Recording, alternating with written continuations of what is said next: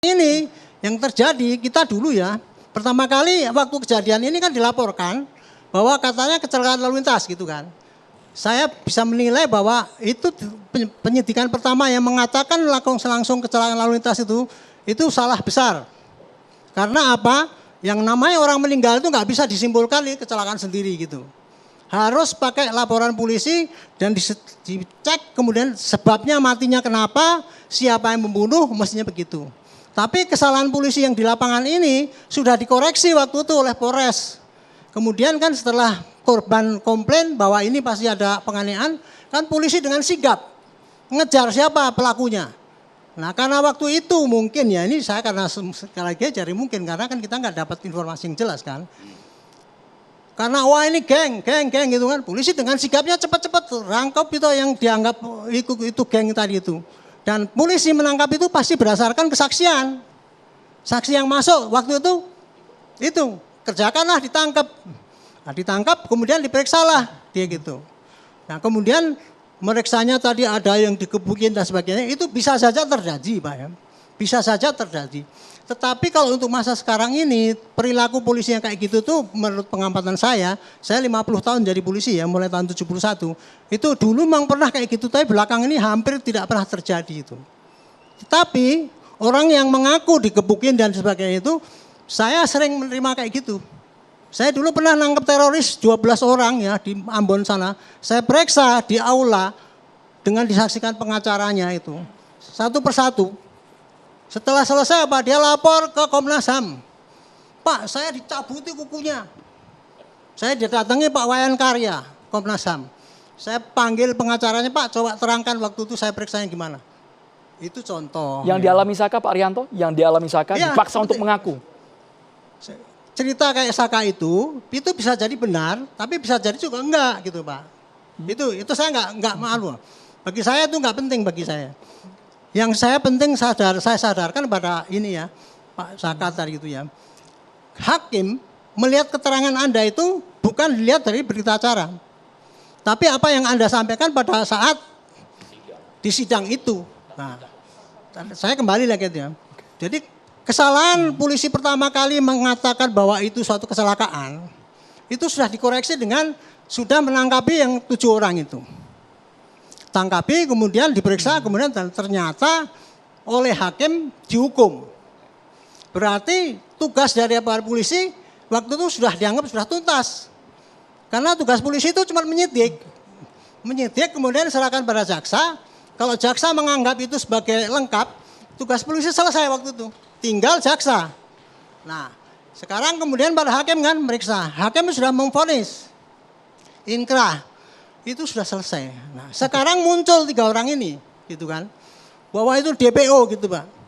Bagi saya, ini bukan hal yang rumit. DPO itu sebagai informasi baru.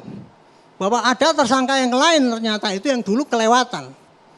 Polisi yang tugas pokoknya adalah memberikan penjelasan pada rakyat semua apa yang terjadi. Wajib dia melakukan penyidikan lagi. Nah, kemarin begitu dia dapat informasi, oh ini 3 orang itu ya.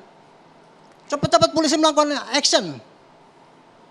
Walaupun masih tertutup mukanya karena data awal yang diterima untuk dibikin DPO itu adanya cuma itu.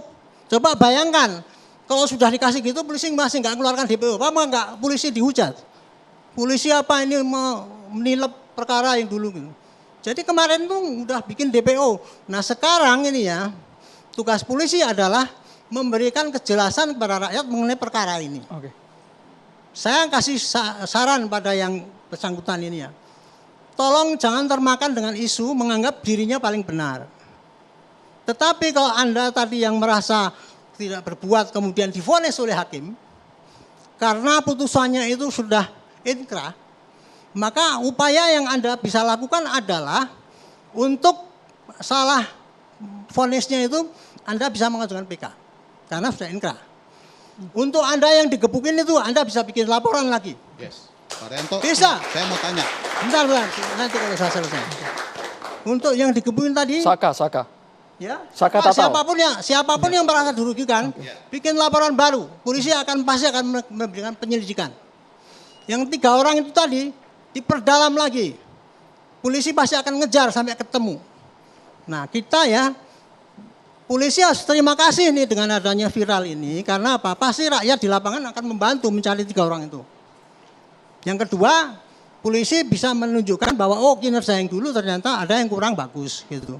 Diperbaiki gitu. Baik Pak Irianto. Jadi saya kira ini clear ya masalahnya. Ada Sebenarnya yang kurang Pak. apa? Bagaimana soal perkosaannya? Sementara di dakwaan nggak ada perkosaan. Itu bagaimana Pak? Yang lain saya setuju dengan penjelasan Bapak. Apapun yang disampaikan ya Pak, bukti seperti ini. Bukti sperma lah, bukti apa itu menunjukkan gitu ya. Bahwa itu terjadi perkosaan ya. Oh saya mundur dikit. Adanya sperma di kemaluan orang itu belum tentu perkosaan Pak. Bisa ditafsirkan kalau sebelumnya dia pacaran, kemudian terbunuh. Apa itu perkosaan? Kan enggak kan. Kalau bukti cuma sepotong-sepotong itu Pak, enggak bisa untuk menyimpulkan. Ya. Makanya itu tadi ya, bukti-bukti visum dan sebagainya yang tidak cocok itu tadi, itu sudah diteliti oleh hakim di lapangan waktu menyidangkan kasus itu Pak. Bu Titin singkat. Terima kasih. Sebenarnya gini, kalau saja saya pengennya duduk bareng. Oke. Duduk bareng artinya kita bahas, Bapak, kalau Bapak baca berkas ini, Bapak nggak akan ngomong seperti itu Pak, serius Pak. Enggak Bu, saya tetap pada pendapat saya ya. Persidangan yang sudah selesai itu Bu, tugas polisi selesai menyerahkan perkara itu kepada jaksa, titik selesai. Jaksa sudah mendakwa dan hakim sudah memvonis, itu pekerjaan jaksa sudah selesai. Kalau ibu kurang terima, naik ke PK gitu. Tapi kalau ibu kurang terima dengan tersangkanya yang diperlakukan yang waktu itu belum masuk di dalam persidangan itu, ibu bikin LP baru. Pasti polisi akan menindaklanjuti. Nah kalau gara-gara itu semua sekarang semuanya jadi viral dan tidak mengikuti hukum terus rakyat menuntut keadilan bagaimana Pak Arianto? Ini karena ini Mengajukan kenyataan PK. ini yang terjadi nih. Yang mengajukan PK. Itu gini Pak ya. Upaya hukumnya. Hukumnya nggak menjawab. Upaya PK. Pak Johnson, lupa ya. Bapak kan pengacara ya. Tugas polisi itu cuma di penyidikan Pak. Tidak bisa menegakkan keadilan Pak. Tidak Gunakan bisa mic yang boleh Bang Johnson, gunakan mic yang boleh. Tidak bisa menegakkan keadilan dan kemanusiaan dong Pak Arianto. Ya tidak bisa polisi sendiri Pak. Ini jangan memprovokasi bahwa polisi itu nggak bisa menegakkan keadilan. Polisi itu di dalam hal kayak gini ini penyidikan tok. Tugas polisi adalah melakukan penyidikan secara adil. Itulah tugas polisi gitu. polisi Jadi nggak bisa sesuai dia dengan tambahkan undang-undang polisi menegakkan keadilan. Apa itu? Itu nggak bisa dianukan. Tapi kalau polisi sudah melakukan penyidikan dengan baik gitu ya, tidak salah. Itu namanya polisi yang bisa menegakkan keadilan. Jika sesuai prosedur Pak Irianto ya. Ya sesuai prosedur. Tapi kalau ada kesalahan prosedur bisa digugat. Investigasi ulang. Mbak Putri, Itu. singkat. Tidak bisa investigasi ulang. Oke. Pak. Dalam hal ini hanya bisa upaya terakhir hanya Upaya PK. Pak. Iya. Oke. Jadi kesimpulannya gini Pak, untuk kasus yang lama itu Pak sudah tuntas, hanya satu-satunya adalah PK. Oke. Untuk kasus yang baru mengejar tiga DPO, itu dulu digebukin dan sebagainya, silahkan bikin laporan baru, kemudian supaya dibuktikan. Pasti itu bisa. Sekarang Baik, apa poin ini sudah diulang Pak Arianto.